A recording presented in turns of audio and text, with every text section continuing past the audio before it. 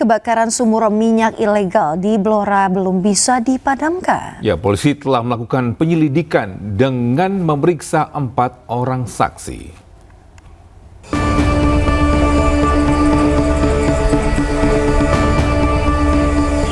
Api dari sumur minyak ilegal milik warga di Blora, Jawa Tengah masih menyala hingga Senin malam. Petugas kepolisian masih melakukan penyelidikan dengan memeriksa 4 orang saksi. Tak hanya memakan korban jiwa, kebakaran juga memaksa 50 kepala keluarga mengungsi ke rumah kerabat maupun lokasi aman. Ya pasti nanti ke depan terkait dengan kejadian ini, ke depan pasti akan saya tidak lanjuti. Nanti kita akan rapat koordinasi dengan Forkopimda dan seluruh stakeholder terkait penanganan tata kelola sumur rakyat yang ada di Kabupaten Blora. Sementara itu, pihak pemerintahan Kabupaten Blora telah mendatangi rumah duka untuk memberikan santunan sekaligus mengunjungi tempat pengungsian.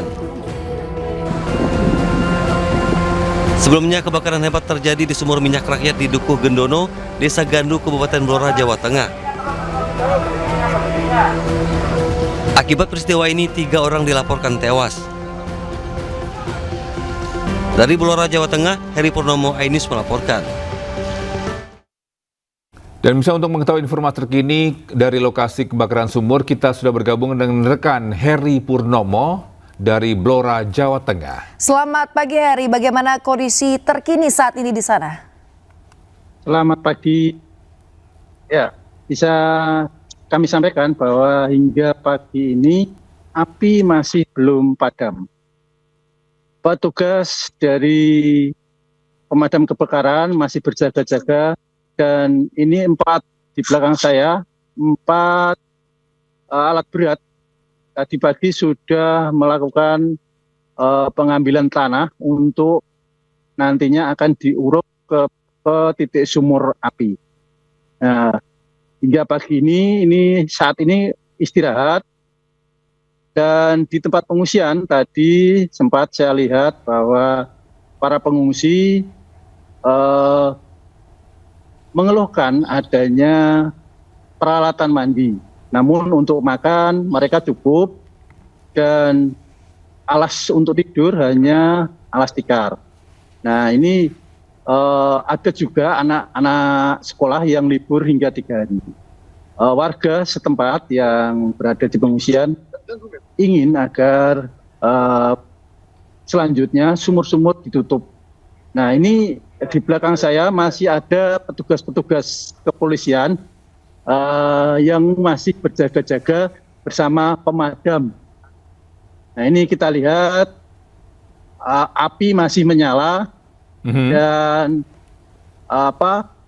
alat-alat berat masih standby di sini melakukan pengurukan terhadap api yang akan nah ini petugas pemadam dari damkar dan tangki-tangki masih standby di lokasi. Masyarakat pun masih menanti pemadaman api yang dilakukan oleh petugas. Demikian kami laporkan di lokasi. Ya, Heri, mungkinkah bisa ceritakan kronologi bagaimana pertama api itu bisa muncul? Ya, dari keterangan pihak kepolisian bahwa waktu pertama kali ini masih dalam penyelidikan, cuman dari lapangan waktu itu ada pengeboran di belakang rumah warga. Nah, kemudian dari keterangan warga yang berada di sekitar 100 meter dari tempat pemukiman, ia mendengar suara ledakan. Kemudian warga yang di situ langsung takut lari mengungsi. Itu. Iya Heri, apakah ada korban jiwa ataupun korban luka akibat insiden ini, dan bagi warga lain yang terdampak saat ini diungsikan kemana mereka? Ya, untuk sementara hingga saat ini korban yang meninggal ada 3 orang. Yang meninggal di tempat 1 orang, kemudian di hari kedua bertambah 2 orang meninggal di rumah sakit dan kemarin sudah dimakamkan. Itu yang 2 orang korban masih mengalami luka bakar, itu di rujuk ke Rumah Sakit Sarjito karena mengalami luka bakar yang berat. Dan untuk pengungsi, tadi malam informasi yang saya dapatkan di lapangan berdasarkan dari Dinas Sosial P3A, Kepala Dinas mengatakan ada 800 pengungsi yang berada di beberapa titik, ada di rumah-rumah warga, ada juga yang berada di Balai Desa Anggadu. Demikian. Ya, rekan Heri, mungkinkah bisa diwawancara mungkin dari pihak petugas untuk menerangkan bagaimana proses untuk pemadaman?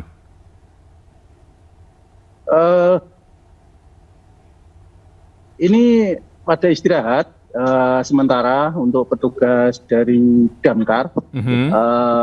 Belum ada yang standby di sini karena ini alat berat pun masih istirahat. Sementara masih dalam rapat dengan koordinasi dengan stakeholder terkait. Baik, untuk saat ini terlihat apakah prosesnya bagaimana? Betul untuk pemadaman ditutupi oleh pasir saja atau tanah atau bagaimana itu di belakang Anda? Nah, untuk teknik pemadaman dari pihak Pertamina nantinya kemarin sudah kita konfirmasi bahwa tanah-tanah ini akan diuruk ke titik api. Nah, kemudian nanti akan diberikan untuk mengeluarkan gas akan diberikan pipa seperti itu. Baik, Heri, sejauh ini ada berapa luas lahan yang terdampak dan berapa meter jarak radius aman bagi warga di sekitar sana? Ya, untuk radius aman, warga di sekitar sana pada mengungsi sekitar 1 kilometer. Dan untuk yang dekat-dekat, ini ada 50 KK yang terdekat, sudah mengungsi semua kemarin. Dan ada yang berada di mengungsi ke rumah keluarga yang berada di tetangga sebelah, ada juga yang masih berada di pinggiran hutan. Untuk ternak-ternaknya juga diamankan semua dan barang-barang yang ada di dalam rumah sudah dikeluarkan semua. Demikian. Baik, kita berharap segera api dapat segera padam ya Togi ya. Terima kasih banyak rekan Heri Purnomo melaporkan langsung dari Blora, Jawa Tengah. Selamat bertugas kembali Heri. Ya, pemirsa, diduga salah injak pedal gas, sebuah mobil yang dikendarai emak-emak di Sukabumi, Jawa Barat menabrak satu mobil, 2 sepeda motor serta kios buah-buahan. Ya, akibat kejadian itu 2 pengemudi terluka.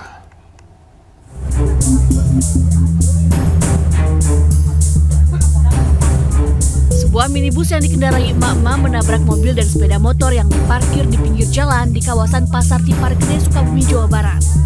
Tak hanya kendaraan, sejumlah kios yang berada di sekitar kejadian rusak parah. Akibat kecelakaan, emak-emak pengemudi minibus dan pengendara sepeda motor mengalami luka-luka. Warga yang mengetahui kejadian itu langsung mengevakuasi korban ke rumah sakit. Diduga pengemudi salah injak pedal gas hingga hilang kendali dan menghantam kendaraan yang ada di depannya hingga terseret beberapa meter dan berhenti setelah menabrak toko. Udah kencang sih, udah kencang, langsung kelihatan dari jauh, saya kan dari sana, langsung nabrak dia, nabrak gitu kan, ya udah kejadian itu, udah. Kalau kondisi di lokasi ini ada mobil atau motor yang terparkir kan sebelumnya? Ada, yang satu motor korban dari arah sana sama ditabrak dari belakang, yang satu lagi parkir. Saat ini kasus tabrakan tersebut ditangani oleh Polres Sukabumi. Sementara sejumlah kendaraan yang terlibat kecelakaan selanjutnya dievakuasi ke kantor unit Gakum Satlantas Polres Sukabumi untuk dijadikan barang bukti. Dari Sukabumi, Jawa Barat, Budi Setiawan, iNews melaporkan. Ya, misal tawuran antara remaja terjadi di Jalan Urip Sumoharjo, Makassar, Sulawesi Selatan. Ya, kedua kelompok remaja saling serang menggunakan senjata tajam hingga bom molotov.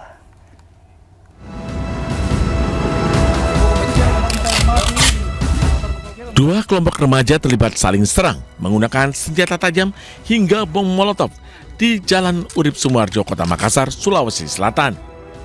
tim Resmob Polda Sulawesi Selatan yang menerima laporan dari masyarakat kemudian mendatangi lokasi tersebut dan membubarkan tawuran. Polisi kemudian mengamankan 4 remaja, berikut 2 parang yang digunakan untuk tawuran. Keempat remaja terduga pelaku tawuran ini diketahui merupakan warga Kecamatan Panakukang. Pada saat kami ke TKP, sudah mulai bubar, namun masyarakat setempat mengatakan bahwasanya perang tersebut terjadi kurang lebih 5 menit, tidak lama. Dan kami tim Resmob menyisir beberapa tempat yang ditemukan ada 4 orang pemuda di bawah umur, 2 orang umurnya 16 tahun, 1 orang 13 tahun, dan 1 orang 15 tahun. Polisi kini masih mendalami motif tawuran para remaja ini. Dari Kota Makassar, Sulawesi Selatan, Muhammad Norboni, iNews melaporkan. Pemirsa, seorang pemotor membonceng temannya menabrak mobil damkar yang baru saja selesai bertugas di Kota Pasuruan, Jawa Timur. Akibatnya 1 orang kritis dan temannya terluka hingga dilarikan ke rumah sakit.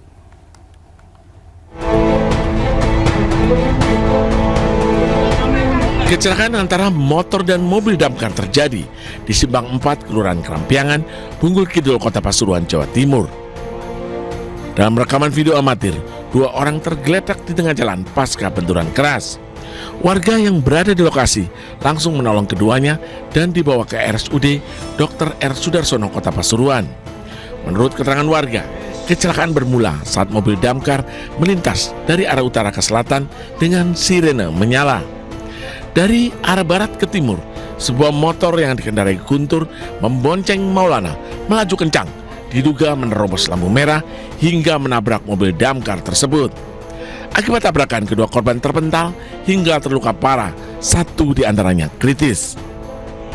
Mobil air suplai damkar tersebut diketahui baru saja menyelesaikan tugas pemadaman kebakaran alang-alang di wilayah Bunggul Kidul dalam perjalanan pulang ke kantornya saat kecelakaan terjadi. Dari barat sepeda, ada damkar dari utara. Dari utara. Sudah masuk, sirene sudah nyala, tapi sini sudah merah, ini sudah masuk. Oh, ini sudah lampu hijau berarti tadi? Merah. Merah ya? Oh, terobos berarti sepeda motor ini, Pak? Sudah terlanjur masuk. Sudah terlanjur masuk? Kejar dari Nabrak damkar itu, Pak? Kita tidak cepat ya, kita posisi ini pelan-pelan, kita konvoi. Nah, kita hidup masuk ya, yang dari barat ini yang naik sepeda motor ini sepertinya merah, Terobos ya, Pak ya? Terus nabrak mobil damkar? mobil saple. Oh, mobil saple, Pak ya? Kasus kecelakaan dalam penanganan unit Laka Lantas Polres Pasuruan Kota. Sepeda motor korban diamankan sebagai barang bukti di kantor Satlantas Polresta setempat. Dari Pasuruan, Jawa Timur, Jaka Samudra, iNews melaporkan. Ya, sementara itu mobil supercar alami kecelakaan di Tol Kunciran, Tangerang, Banten. Ya, pengemudi hilang kendali hingga menabrak pembatas jalan.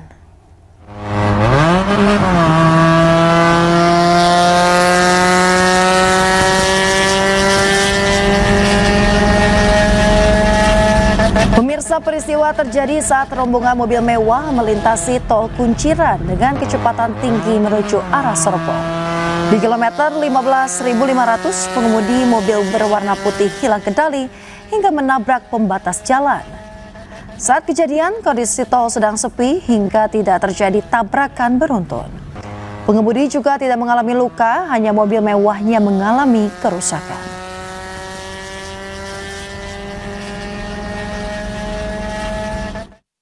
Ketika informasi lain, bisa warga Pati berencana kembali gelar aksi mendesak Bupati Sudewo mundur dari jabatannya. Ya, aksi akan digelar pada Senin 25 Agustus mendatang.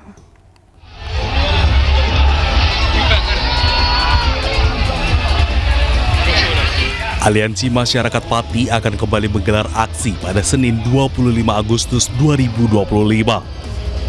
Aksi ini merupakan lanjutan dari aksi sebelumnya yang menuntut Bupati Pati Sudewo mundur dari jabatannya. Namun demikian, koordinator aksi meminta agar demo dilaksanakan tertib. Unjuk rasa warga Pati dipicu kebijakan kontroversi Bupati Sudewo yang menaikkan pajak bumi dan bangunan pedesaan dan perkotaan hingga 250%. Kebijakan langsung tuai penolakan warga. Puncaknya terjadi pada 13 Agustus lalu. Lebih dari 50.000 warga datang ke Pendopo Bupati mendesak agar Sudewo mundur dari jabatannya. DPR pun kemudian membentuk pansus angket untuk memakzulkan Bupati Sudewo. Pansus hak angket akan bekerja maksimal dalam melakukan penggalian informasi dan klarifikasi terhadap 12 kebijakan Bupati Pati yang menuai polemik.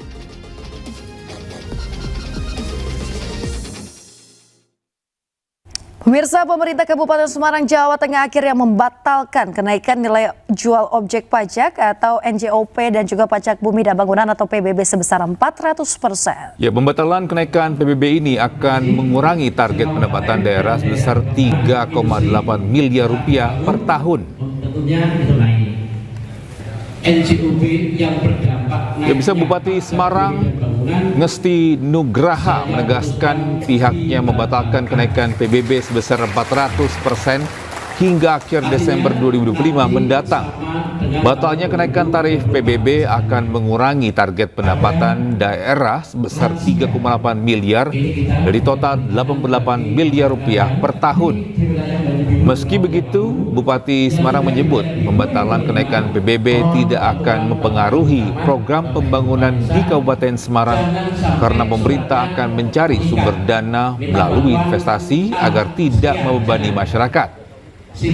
Sebelumnya kenaikan PBB sebesar 400% di Kabupaten Semarang dikeluhkan warga dan sempat viral di media sosial. Yang ketiga, Ibu semuanya juga perlu kami sampaikan. Dari Pak Mendagri ada surat edaran terkait dengan masalah pajak dan juga retribusi.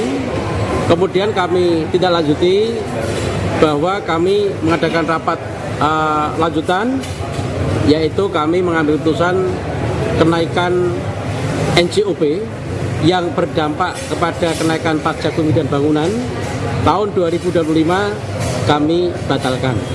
Artinya yang naik itu nanti turun sama dengan tahun 2024. Kemudian yang turun tetap turun. Ya, sementara itu Menteri Dalam Negeri Tito Karnavian memberikan solusi dari persoalan kenaikan pajak bumi dan bangunan yang sedang marak terjadi di sejumlah daerah. Ya, Mendagri juga mengimbau kepada kepala daerah untuk mengeluarkan kebijakan terkait dengan pajak dan juga retribusi yang berpijak kepada rakyat.